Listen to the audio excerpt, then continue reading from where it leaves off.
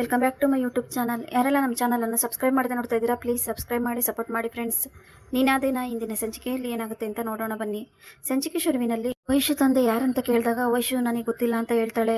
ಓ, ತಂದೆ ಬಗ್ಗೆನೇ ತಾಯಿ ಹೇಳಿಲ್ವಾ? ಹಾಗಾದ್ರೆ ಎರಡನೇ ಗಂಡಂಗೂ ನಾಮ ಹಾಕ್ಬಿಟ್ಟ ಅಂತ ದಾಮೋದರ್ ಹೇಳ್ತಾರೆ. ಹಾಕ್ ನಿಲ್ಸಿ, ಬಾಯಿ ಬಂದಂಗೆ ಏನೇನೋ ಮಾತಾಡಬೇಡಿ. ಅಲ್ಲ, ಇವಳು ಯಾರು ಅಂತ ಗೊತ್ತಾ?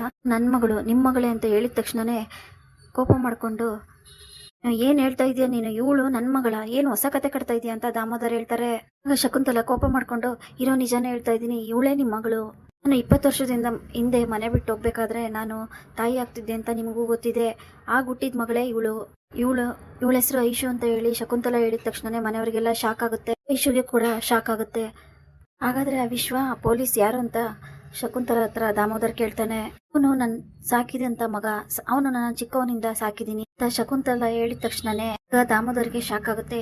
ಯಾಕಮ್ಮ ಇಷ್ಟೆಲ್ಲ ಮುಚ್ಚಿಟ್ಟೆ? ತಂದೆ ಯಾರು ಅಂತ ಕೇಳಿದಾಗ ಅವರು ತುಂಬಾ ದೊಡ್ಡ ವ್ಯಕ್ತಿ, ಅವ್ರು ಯಾರು ಅಂತ ನಿನಗೆ ಹೇಳೋ ಅವಶ್ಯಕತೆ ಇಲ್ಲ, ಹೇಗೆ ಅವ್ರು ಬದುಕಿಲ್ಲ ಹಾಗೆ ಹೇಗೆ ಅಂತ ಹೇಳ್ದೆ. ಈಗ ನೋಡಿದ್ರೆ ಇವರೇ ನಿನ್ ತಂದೆ ಅಂತ ಹೇಳ್ತಾ ಇದೆಯಲ್ಲ, ಇವರೇ ನನ್ನ ತಂದೆ, ಹೋಗಿ ದೊಡ್ಡ ಮನುಷ್ಯ ಅಂತ ಹೇಳ್ತಿದ್ದಲ್ಲಮ್ಮ ಅಂತ ಕೋಪ ಮಾಡ್ಕೊಂಡು ವೈಶು ಕೇಳ್ತಾಳೆ. ದಿನ ನನ್ನ ತಂದೆ ಯಾರು ಅಂತ ಕೇಳ್ತಾ ಇದ್ದೆ, ಈಗ ನನ್ನ ತಂದೆ ಇವರೇ ಅಂತ ಯಾಕಾದ್ರೂ ಗೊತ್ತಾಯ್ತು ಅಂತ ಬೇಜಾರು ಮಾಡ್ಕೊಳ್ಳೋ ಹಾಗಾಗಿದೆ ನನ್ನ ಪರಿಸ್ಥಿತಿ. ಇಬ್ರು ರೌಡಿ ಅಣ್ಣಂದಿರೋದರದೆ ಜೊತೆಗೆ ಇಂಥ ತಂದೆ ಇದ್ದಾರೆ, ನನ್ನನ್ನೇ ಎತ್ತು ಮಗಳನ್ನೇ ಯಾರು ಅಂತ ಕೇಳೋ ಅಂತ ತಂದೆ ನನ್ನ ಕಣ್ಮುಂದೆ ಇದ್ದಾರೆ ಅಂತ ಅಸಹ್ಯ ಅನಿಸ್ತಾ ಇದೆ ಅಂತ ವೈಶು ಹೇಳ್ತಾಳೆ. ಇವಾಗ್ಲೂ ಇಂಥವ್ರು ಯಾರಿಗೂ ಬೇಡ, ನನ್ನಂತವಳಿಗೆ ಇಂಥ ತಂದೆ ಸಿಕ್ಕಿರೋದು ನನ್ನ ದುರಾದೃಷ್ಟ. ನಮ್ಗೆ ಇಷ್ಟೆಲ್ಲ ಅವಮಾನ ಮಾಡೋರು, ಇಷ್ಟೆಲ್ಲ ಮಾತಾಡೋರು ಒಬ್ಬ ಮನುಷ್ಯ ಅಂತ ಹೇಳಿ ಕೋಪ ಮಾಡ್ಕೊಂಡು ಇಶು ಬೈತಾ ಇರ್ತಾಳೆ. ಆಗ ಇಶು, ಸುಮ್ನೆ ಇರು, ನಾನು ಇದನ್ನೆಲ್ಲ ಮುಚ್ಚಿಡೋಕೆ ಇದೇ ಕಾರಣ. ಅಂದ್ರೆ ಇವ್ರನ್ನ ಎಲ್ಲಿ ನೀನು ಹುಡ್ಕೊಂಡ್ ಬರ್ತೀಯೋ, ನನ್ನಿಂದ ಎಲ್ಲಿ ದೂರ ಆಗ್ಬಿಡ್ತೀಯೋ, ಈ ಕೆಟ್ಟ ಪ್ರಪಂಚಕ್ಕೆ ನೀನು ಎಲ್ಲಿ ಸೇರ್ಕೊಂಡ್ಬಿಡ್ತೀಯೋ ಅಂತ ಕಾರಣಕ್ಕೆ ಎಲ್ಲದನ್ನು ಮುಚ್ಚಿಟ್ಟೆ, ನನ್ನ ಕ್ಷಮಿಸ್ಬಿಡಮ್ಮ ಅಂತ ಶಕುಂತಲ ಕೇಳಿದಾಗ, ಈಗ ಕ್ಷಮೆ ಕೇಳಿ ಏನ್ ಪ್ರಯೋಜನ? ಯಾಕಂದ್ರೆ ಎಲ್ಲ ಮುಗ್ದೋಗಿದೆ. ನಿಜವಾಗ್ಲೂ ಸತ್ಯ ಮುಚ್ಚಿಟ್ಟಿ ದೊಡ್ಡ ತಪ್ಪು ಮಾಡ್ಬಿಟ್ಟೆ, ಅದರಿಂದಾಗಿ ಇವ್ರ ಹತ್ರ ಏನೆಲ್ಲ ಕೇಳೋ ಅಂತ ಪರಿಸ್ಥಿತಿ ಬಂತು, ನೀನೇ ನೋಡು. ಮತ್ತೆ ಯಾರು ಅಂತಾನೆ ಗೊತ್ತಿಲ್ಲ, ಹಾಗೆ ಹೇಗೆ ಅಂತ ಇಷ್ಟೆಲ್ಲ ಅವಮಾನ ಮಾಡಿ ಮಾತಾಡಿದ್ರು. ಈ ತರ ಎಲ್ಲ ಮಾತಾಡಿರೋರು ನಿಜವಾಗ್ಲೂ ಇವ್ರು ನನ್ನ ತಂದೆನೇ ಅಲ್ಲ, ನಾನು ಇವ್ರನ್ನ ಒಪ್ಕೊಳ್ಳೋದೇ ಇಲ್ಲ ಅಂತ ಕೋಪ ಮಾಡ್ಕೊಂಡು ವೈಶು ಅಲ್ಲಿಂದ ಹೊರಟೋಗ್ತಾಳೆ. ಆಗ ನೀವು ಸಮಾಧಾನ ಮಾಡ್ಕೋ ಅಂತ ಹೇಳಿ ಶಕುಂತಲ ಕೂಡ ಬೇಜಾರ್ ಮಾಡ್ಕೊಂಡು ಅಳ್ತಾ ಇರ್ತಾರೆ. ಈಗ ಸಮಾಧಾನ ಆಯ್ತಾ? ಪಾಪ ನನ್ ಮಗಳು, ಎಷ್ಟೆಲ್ಲ ಅವಮಾನ ಮಾಡಿದ್ರಿ ಅವಳಿಗೆ. ಬೇಜಾರ್ ಮಾಡ್ಕೊಂಡು ಶಕುಂತಲ ಹೇಳ್ತಾಳೆ, ಏಯ್ ಸಾಕ್ ನಿಲ್ಸು, ಇಷ್ಟೆಲ್ಲ ಆಗೋದಕ್ಕೆ ನೀನೇ ಕಾರಣ. ಇದನ್ ತಲೆಗೆ ಇಲ್ದೇ ಇರೋದೆಲ್ಲ ತುಂಬಿದೀಯಾ? ವರ್ಷ ಮನೆ ಬಿಟ್ಟು ಹೋದಳು, ವಾಪಸ್ ಇಲ್ಲಿಗೆ ಬಂದಿದೀಯ ಗೋಸ್ಕರ, ಈ ದೊಡ್ಡ ಬಂಗ್ಲೆಗೋಸ್ಕರ ತಾನೇ? ಎಲ್ಲಾದ್ರ ಅಧಿಕಾರ ನೀನೇ ತಗೋಬೇಕು ಅಂತ ತಾನೇ ನೀನ್ ಬಂದಿರೋದು? ತಗೋ, ಪರವಾಗಿಲ್ಲ. ದಾಮೋದರ್ ಹೇಳ್ದಾಗ, ಇಲ್ಲ ಯಾವುದು ನನಗ್ ಬೇಕಾಗಿಲ್ಲ, ಈ ಊರ್ನೇ ಬಿಟ್ಟು ಹೋಗ್ಬೇಕು ಅಂತ ಅನ್ಕೊಂಡಿದ್ದೆ, ಅಷ್ಟ್ರಲ್ಲಿ ವೇದ ಹೇಳಿ ಹೋಗೋಣ ಅಂತ ಆ ಫಂಕ್ಷನ್ಗೆ ಬಂದಿದ್ದು ಉದ್ದೇಶದಿಂದ ನಾವು ಆ ಫಂಕ್ಷನ್ಗೆ ಬಂದ್ವಿ. ಆದ್ರೆ ಇಷ್ಟೆಲ್ಲ ಆಗೋಯ್ತು, ಈ ತರ ಎಲ್ಲ ಆಗುತ್ತೆ ಅಂತ ಒಂದೇ ಒಂದ್ ಸುಳಿವು ಕೂಡ ಸಿಗ್ಲಿಲ್ಲ. ಈ ತರ ಆಗುತ್ತೆ ಅಂತ ನಂಗೆ ಗೊತ್ತಾಗಿದ್ರೆ ನಾನು ಬರ್ತಾನೆ ಇರ್ಲಿಲ್ಲ ಅಂತ ಶಕುಂತಲ ಹೇಳಿದಾಗ, ಗೊತ್ತಿದ್ದೆ ಈ ನಾಟಕ ಆಡಿರೋದು ಅಂತ ನಂಗೂ ಚೆನ್ನಾಗ್ ಗೊತ್ತಿದೆ, ಬೇಕು ಅಂತಾನೆ ಪ್ಲಾನ್ ಮಾಡ್ಕೊಂಡು ಈ ವೇದಂಗೆ ಇಲ್ದೇ ಇರೋದೆಲ್ಲ ಹೇಳಿ ಮನೆಗೆ ಕರ್ಕೊಂಡ್ ತರ ನೀನೇ ಪ್ಲಾನ್ ಮಾಡಿದ್ಯಾ ಅಂತ ನಂಗೆ ಚೆನ್ನಾಗ್ ಗೊತ್ತಿದೆ ಅಂತ ಹೇಳಿ ದಾಮೋದರ್ ಹೇಳ್ತಾರೆ. ಶಕುಂತಲ ತುಂಬಾ ಬೇಜಾರ್ ಮಾಡ್ಕೊಂಡು ಅಳ್ತಾ ಇರ್ತಾರೆ. ವೈಶು ಇರ್ತಾಳೆ, ಸಮಾಧಾನ ಮಾಡ್ಕೋ ವೈಶು, ಇದೆಲ್ಲ ಬೇಕು ಅಂತಲೇ ಅಮ್ಮ ಮಾಡಿಲ್ಲ, ಇದನ್ನ ಎಲ್ಲರ ಮುಂದೆನೂ ಎಲ್ಲ ಸತ್ಯನೂ ಹೇಳೋಣ ಅಂತ ಮುಚ್ಚಿಟ್ಟಿದ್ದೆ ಅಷ್ಟೇ.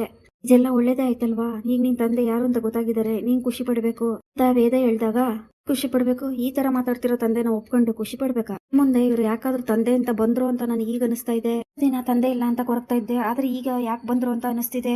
ಬೇಜಾರ್ ಮಾಡ್ಕೊಂಡು ವೈಶು ಅಳ್ತಾ ಇರ್ತಾಳೆ.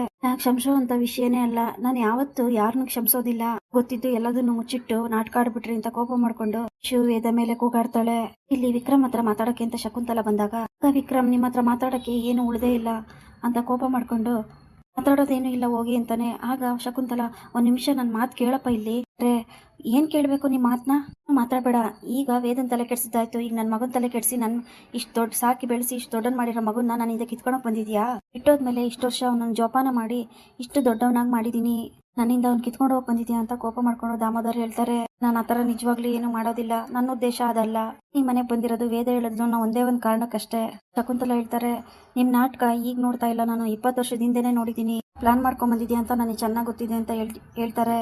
ಮಗುನ್ನ ನನ್ನಿಂದ ದೂರ ಮಾಡ್ಬೋದು ಅಂತ ಅನ್ಕೊಂಡ್ರೆ ಅದು ಯಾವುದೇ ಕಾರಣಕ್ಕೂ ಸಾಧ್ಯ ಇಲ್ಲ.